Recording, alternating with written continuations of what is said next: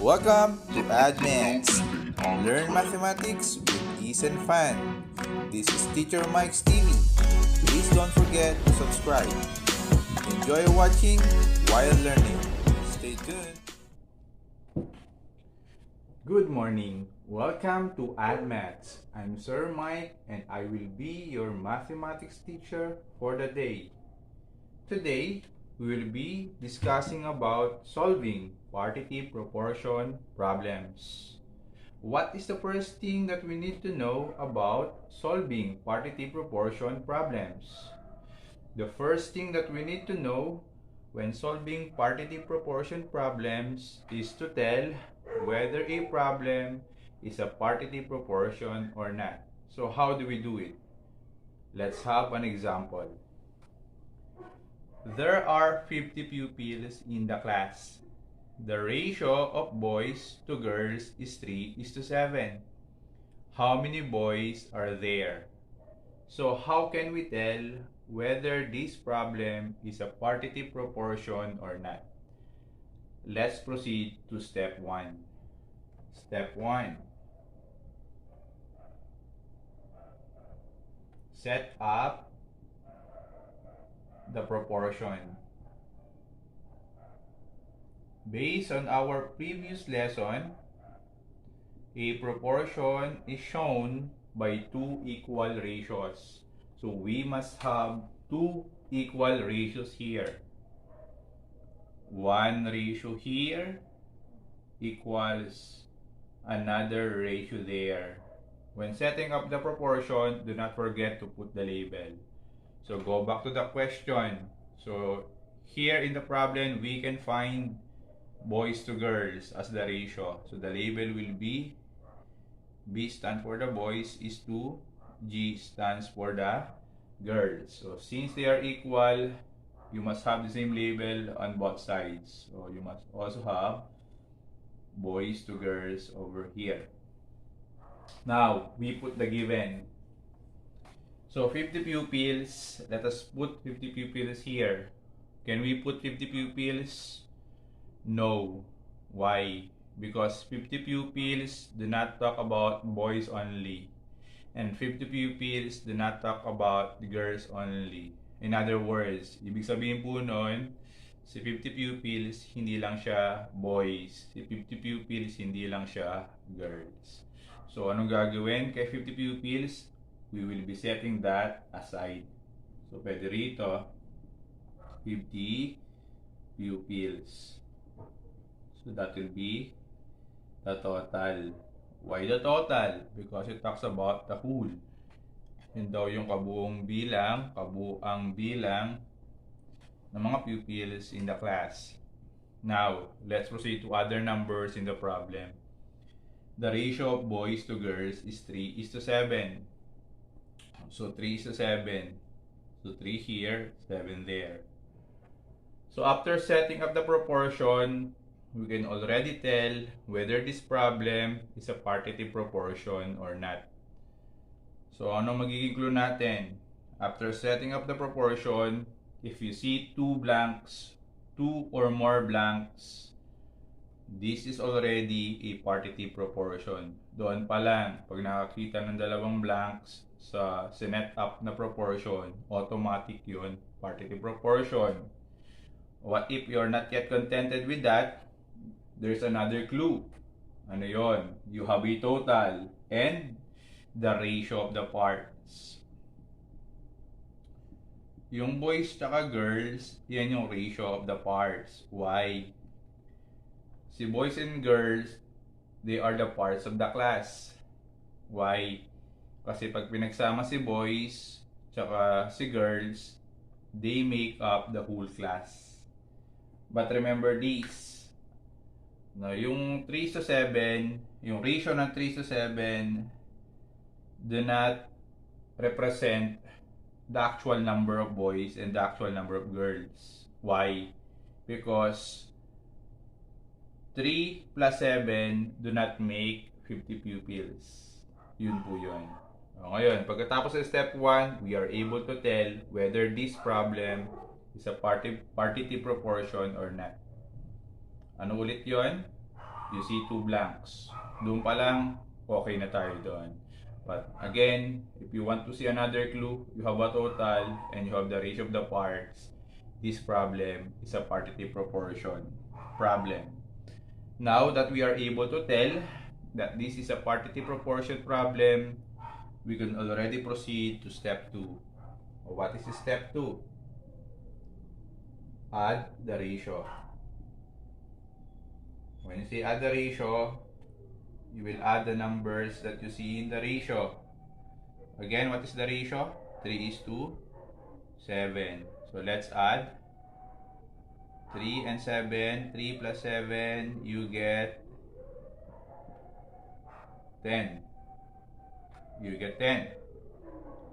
Next, let's proceed to step 3. Divide the total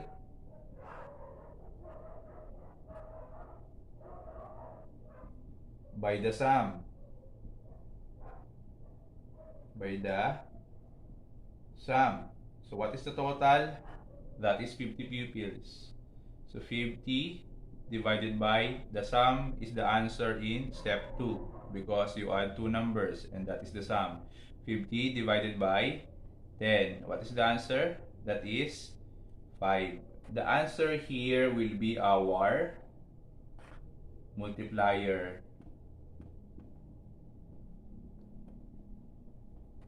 Let's proceed to step 4. In step 4, we can already find here the final answer. So we multiply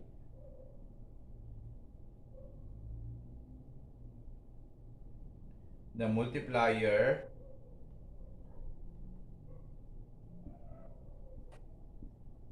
and the number we are looking for. The number in the ratio we are looking for. Ratio we are looking for. Or what is us.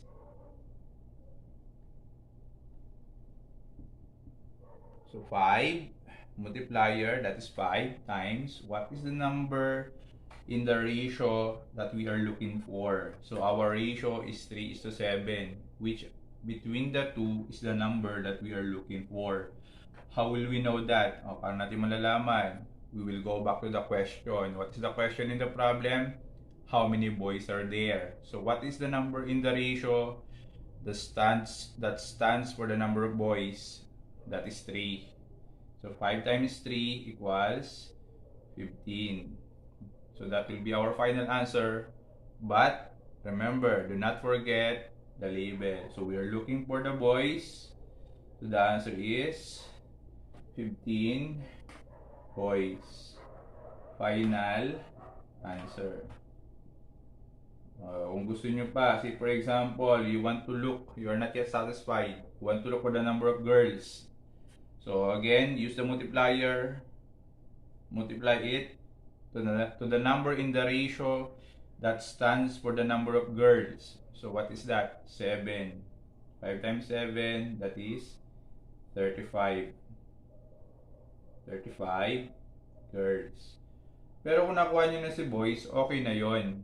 Kaya ko lang to sinolve para mapatunayan sa inyo na pag pinag-add yung actual number of boys and girls, you will get a total of 50 pupils. And 15 plus 35 equals 50 pupils. Okay, let's have another example. Has 30 marbles consisting of red, blue, and green marbles only. The ratio of red to blue to green marbles is 4 is to 5, 6. How many marbles of each color has been? So the first thing again that we need to know is to tell whether this problem is a partitive proportion or not. So how do we do it? Katulad kanina, we'll be doing step 1, which is to set up the proportion. So this problem, yung ratio natin may 3 terms. Kasi ang ratio is red to blue to green. So you have 3 blanks here. So since they are equal, you must also have 3 blanks over there. So again, do not forget the label. Red to blue to green. Sa kabila, red to blue to green. Kasi equal sila. Now, we put the numbers that we see in the problem to this proportion. Yung 30 marbles muna. The 30 marbles, we cannot put that here kasi si 30 marbles, hindi lang siya red. Hindi lang siya blue, hindi lang siya green. It's a combination of all the color of marbles na meron si Ben. So again, we will be setting that aside here. 30 marbles. Yan ulit yung total. Kasi yan yung kabuuang marbles na meron si Ben. Let's put the numbers, the other numbers that we can see from the problem. So we have 4, 5, and 6. So 4 stands for red, 5 stands for blue, and 6 stands for green. Bakit ganon? Kasi si red na una. Tapos, nauna rin si 4 doon, the same as with 5. Pangalawa siya, the same as with blue. And 6 is the last, which stands for the green. Green is mentioned last.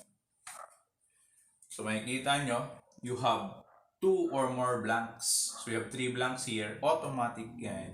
This is a partitive proportion problem. Doon tayo sa second clue. Halimbawa, gusto niyo pong gamitin sa second clue. May total ka at may ratio ka ng parts. Kasi, pag pinagsama mo yung red marbles, blue marbles, green marbles, sila yung lahat ng parts. Mabubuo yung 30 marbles. Ulitin ko, remember this, it does not say na may 4 marbles lang talaga, 4 red marbles, 5 blue marbles, saka may 6 green marbles lang. Hindi sila yung actual number, ratio lang sila. Kasi pag pinag-add mo yung tatlo na to, you will not make 30 marbles in all. Kasi 4 plus 5 plus 6, ilan lang yun? 15 lang yun. Okay, so now that we are able to tell that this is a partitive proportion problem, we can proceed to step 2, which is to add the ratio. So medyo iba lang to sa kanina kasi ang ratio natin is consisting of 3 numbers. So here, we will be adding 3 numbers, 4 plus 5 plus 6, and we get 15. This will be the sum. Now, let's proceed to step 3, divided by the sum. So our total is 30 divided by the sum. The answer in step 2, that is 15. So we get 2. And this will be our multiplier.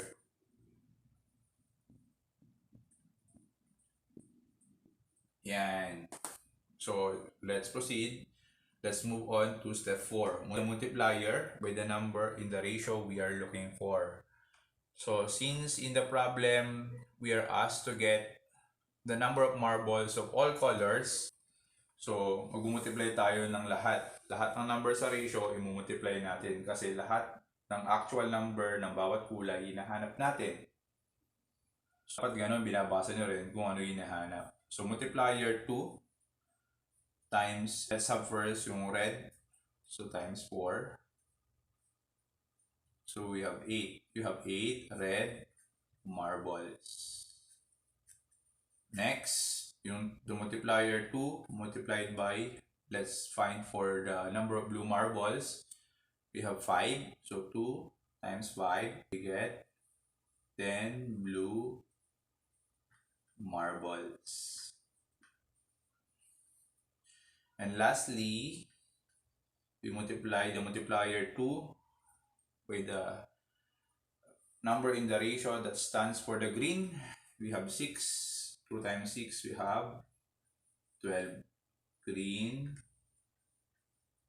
marbles. So, may tatlo tayong numbers sa final answer. So, we have 8 red marbles, 10 blue marbles, and 12 green marbles. And this will be our final answer. Bakit tatlo? Kasi yun yung hinahanap dun sa question that we can see from the problem.